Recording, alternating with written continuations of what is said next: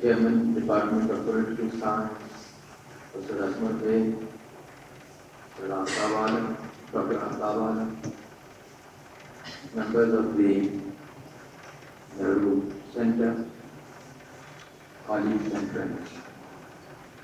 Already the three distinguished speakers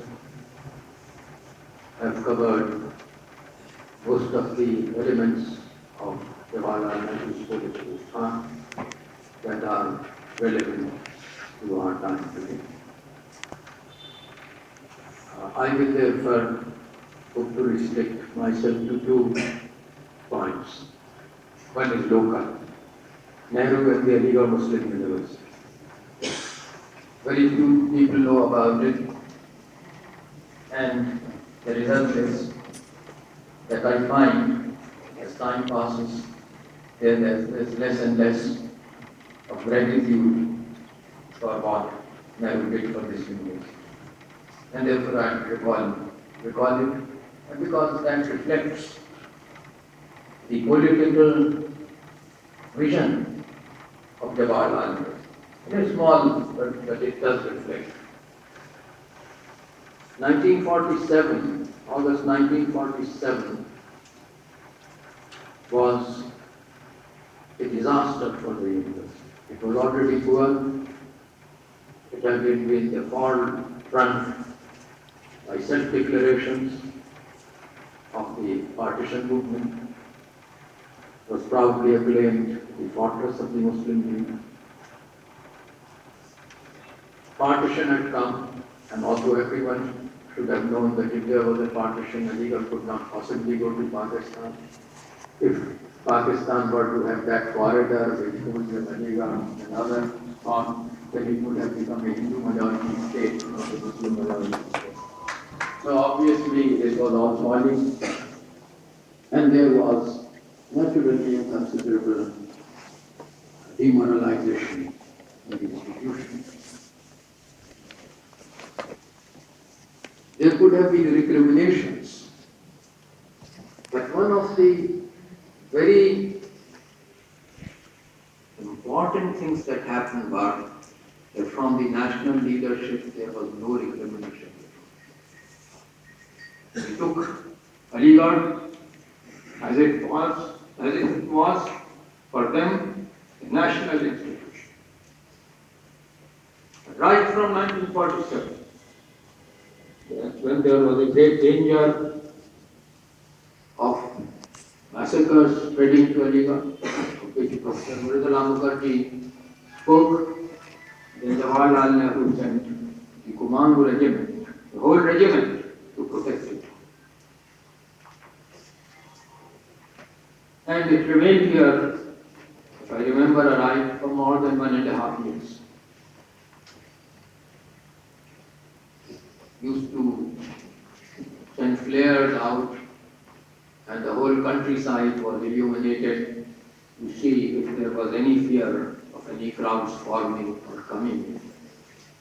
So that was our first elementary school. And actually, we know that Pandit Nehru spent a whole night at Jamia Millia when there was a fear of an attack on that institution. Then there was a fall in the number of students. In 1949, when I passed the intermediate examination, there were about 900 students left. There was a huge financial crisis for the university. Not only did Pandit Nehru and Maulana Azad, who was Prime Minister, who was Education Minister, but as everyone knew, it was Jawaharlal Nehru who did most of the policy making. Not only did, in very difficult situations for the government, increase the grants to this university, but in 1950 took over the entire financial burden of the university, which was confirmed by the legislation of the AMU Amendment Act of 1951. Nobody knows that if the government had not taken up maintenance, this university would have collapsed. From then on, government was responsible for every obligation that the government undertook, and the huge expansion began. I passed my MA examination from 900, the number of students had gone to over 3,000. When I took admission in August 1947, AMU was a very small institution. The building that you are now sitting in was a one-story marketplace, which was deserted because nobody opened shops here to pay rent to the university. I believe there would be a guest house and hotel around very soon, but at that time it was a very bad venture. So engineering college, arts faculty, Maulana Azad Library, medical college building, all were the achievements of Pandit Nehru's time. The Maulana Azad Library was inaugurated by Pandit Nehru. He came thrice to the university as Prime Minister.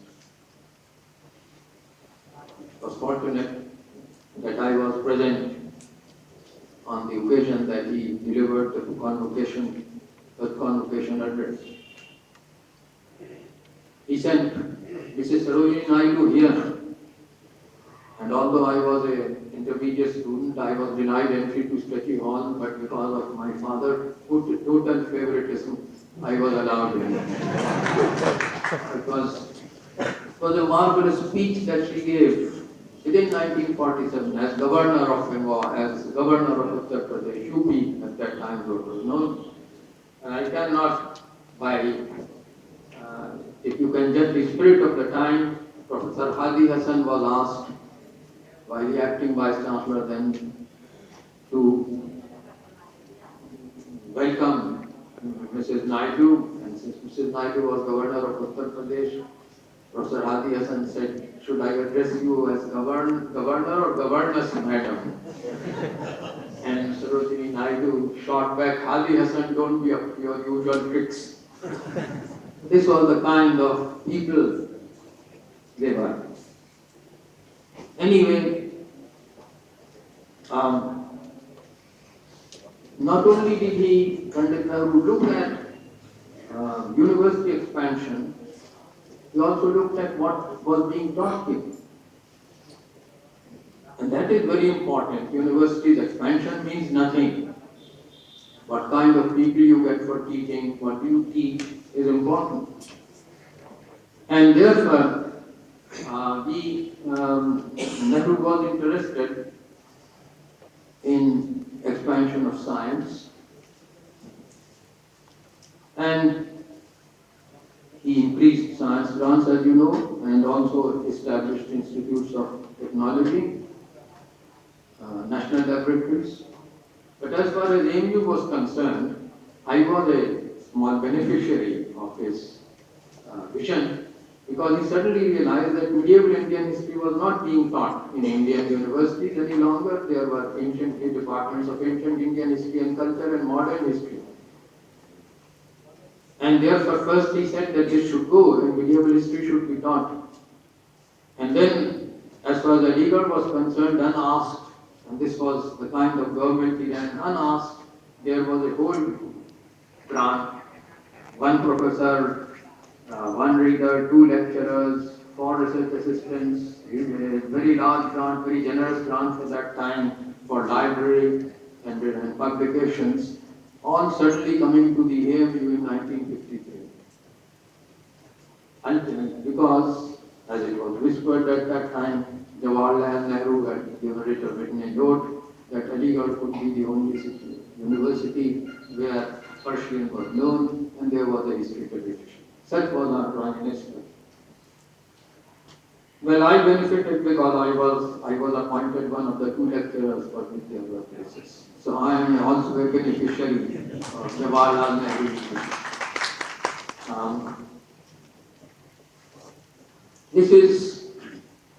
And there is one other aspect in which I would also say that the university has benefited. From our engineering college and from our other departments, people continued to migrate after passing here to Pakistan, and this used to be repeated in Parliament. Nehru's answer was that if we get jobs for these people in our country, they wouldn't go to Pakistan. And once he also said that if Pakistan benefits, why should we? Right? So this was the kind of way in which Nehru stood up for this university, and by early 60s, with the support given to the public sector and so on, there were enough positions for engineers and others here that the migration to Pakistan practically stopped. They got jobs here. And so, by his own economic policies, of which Professor Aditya Mukherjee spoke, the university also benefited. And also from his vision. When there was some financial, or some changes and some difficulties in financial accounts, it was found actually that there was no defalcation. A visitors committee was appointed. Nehru changed it and asked the Vice Chancellor at that time to get it appointed by his Executive Council. He disliked the fact that the committee should be sent from the Government of India to examine the affairs of the university. Let the Executive Council appoint that university. And he said that you could also nominate one or two people to that committee. So the Chatterjee Committee, whose report is indeed very heavily written and should be of use even today, was the result of this. So this was an attitude totally different from what is usually appointed, what is usually that of bureaucrats. He thought that the dignity of the university should come first, and if there is an inquiry committee, it should only be appointed by the Executive Council of that university. As I said in the beginning, we should therefore in this institution ever remain grateful to his memory. The second point that I would make is that Jawaharlal Nehru's contribution to the national movement and to the economic and social development of India, these have already been touched upon. One point that was missed and I would like to stress there is the fact that he wanted to change the social structure of India. In 1954, in his testament, he wrote, "I have discarded much of past tradition and custom, and am anxious that India should rid herself of all shackles that bind and contain her, and divide her people and suppress vast numbers of them and prevent the free development of the body and the spirit." This is his testimony. Whether you read glimpses of world history or autobiography, it's clear that he does not believe in religion. He doesn't care for afterlife. That greatly strengthened me because I certainly welcome those views, holding them myself. But what he wanted was that the society should be reformed. And in 1951, the Hindu Code was proposed, which would liberate 80%, more than 80% of Indian women from the discriminations from which they suffer. Rajendra Prasad said, you go to he was president, and he said, you go to the electorate.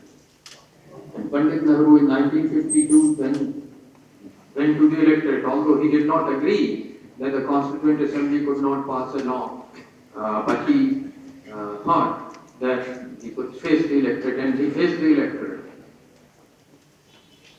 And I saw as a communist literature at Hathras, in which we got very few votes, but more than the Jansangh and the RSS and the Ramraja Parishad combined. But Congress was far ahead, and I saw women voting in large numbers and saying that our daughter, we won't get anything, but our daughter would get inheritance. In 1955-56, the Dharma Shastra of 2000 or 2500 years was overthrown. This was one of the greatest achievements of the revolution. Untouchability Act was passed in 1955. This too was one of the parts of Dharma Shastra. Remember that these were essential elements of faith that millions believed in. Even those who were suppressed by it believed. And to do it through an election, come right through an election, announce it beforehand, pass that action, and with all its small failings, they were all small failings, joint family and so that. Basically, the legislation of 1955-56 is extremely radical, and it must be remembered that RSS and Jansangh and Ramraja Parishad had all opposed. They are in the dock there. They today talk of the Uniform Civil Code. Ask them, why did they oppose the 1955-56 code?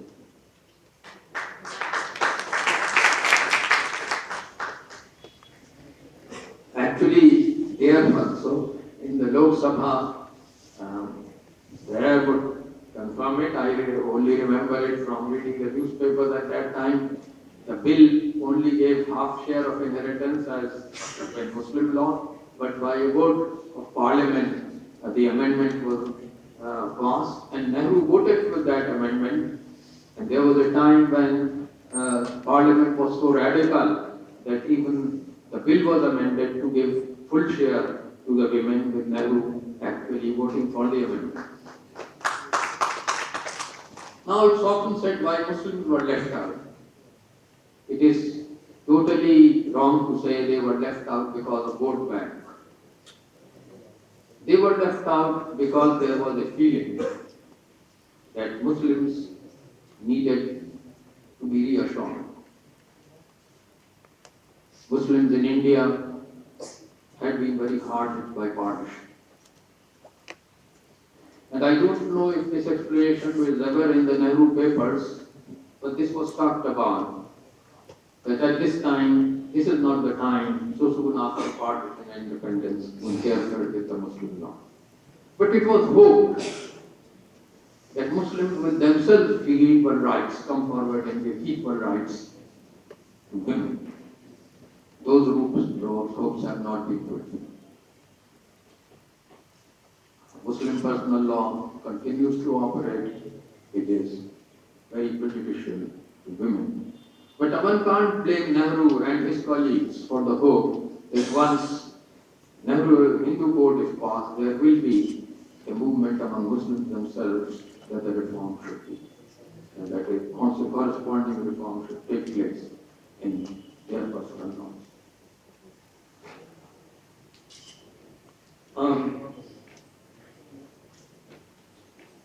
Finally, because the lunch hour is approaching, and already everything that could possibly have been said in 2 hours about Pandit Nehru has been said, I will only say one thing, that just as Nehru came forward and in 1952 said plainly that apart from other things, Avadi revolution was coming socialistic pattern and so forth. As far as the Hindu code was concerned, said boldly it would be passed. We are coming for the vote here on this particular issue. There is no concealment. So also, in opposing the present communal offensive, in opposing the present corporate offensive, because it's not only BJP offensive, it's also the corporate offensive, as if what is good for business is also good for India. He should come forward boldly, and if the Bihar election has any lesson for it, it is that if you boldly confront, you will win. There is still good sense in the electorate, and I think that's a lesson that should be taken to heart by all political parties and all citizens of India. There is a need for us to come forward boldly and state our positions. Perhaps one of the weaknesses in the 2014 election was that this was not done. We were practically the opposition parties, particularly the ruling party at that time, was practically on the same platform as the BJP. There is a message in Nehru, and that message which Professor Aditya Mukherjee has already outlined is also in the economic front. I don't agree with him only in this matter that what was done in 1990s was in continuation of the Nehru legacy. That was done because of a very big stock exchange crisis, because of the failure of the socialist camp. But Nehru, in his basic approach paper in 1958, had already said that in his view, socialism could be consistent with private enterprise in many fields, though even that private enterprise must necessarily fit in with the national plan and have such controls as are considered necessary. I think that adequately covers the continuation of private enterprise with an overall planned economy. And I think for those who think that Jawaharlal Nehru's legacy should now be put forward, whatever party they belong to, in whole or in part, should take this message to heart and not assume that whatever what is good for the big corporate houses, the uncontrolled FDIs and so on, is good for the country. It's not good for the country. And if this notion is put forward, that yes, right, private enterprise has a place, competition has a place, but has a place. It has no supremacy. If we do not privatizing public sector in the way it was done was totally unjustified. We should build up a public sector in a competitive market and also provide increasingly a social protective network. It is only on this kind of terrain, it is only by stating this plainly, by opposing the total pro-corporate policy of the BJP and its alliance, and by clearly initiating our commitment not only to affirmative action but to absolute secularism in the sense that Pandit Nehru had outlined, not in the sense that the Supreme Court's Fatwa judgments and other judgments are actually putting forward. Only when these points are strongly put before the public, before the people of India, only then can Bihar be repeated in other areas as well. Thank you.